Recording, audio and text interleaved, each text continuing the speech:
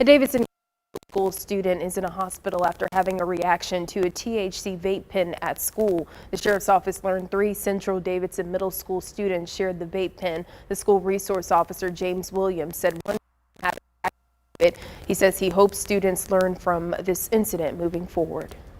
Don't take anything you don't know what it is. You don't need to be taking vapes. You don't need to be taking any other types of drugs. You just don't know. They don't know what they're putting in their bodies. And as I always say, just say no. The student who brought the THC vape faces charges. A juvenile petition has been filed. However, the sheriff's office says it's trying to figure out how this student even got the pen.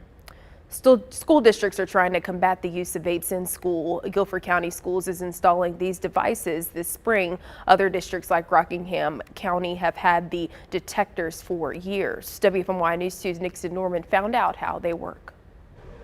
That's right, Sydney. Vape detectors look almost identical to the smoke detector you have in your home, but the purpose behind them is much different. School districts across the state have installed these devices in school bathrooms to try to cut down on vaping, and they're seeing the positive impacts.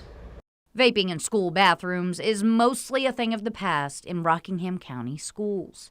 We still do catch folks every once in a while trying to experiment in our schools. However, we have seen those numbers significantly decrease. Every middle and high school has multiple vape detectors. They've had them installed for about 3 years. But what do they actually do?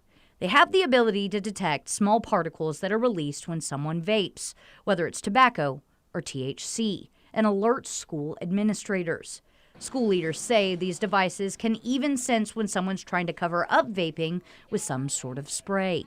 People try to mask a vape detector using either Axe spray or any type of perfume or cologne or anything like that. It will sense or detect that, especially the newer models. Director of Safety Sean Gladio says kids experimenting with vapes are getting younger and younger.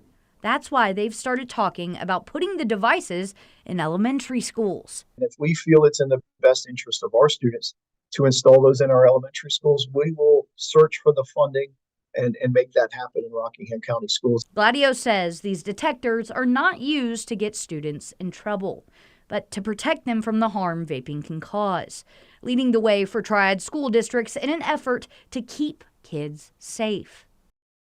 Gladio warns students looking to vape that you're always taking a risk. 1, because you have no idea what could be in the vape liquid, and 2, because you never know how it might affect you.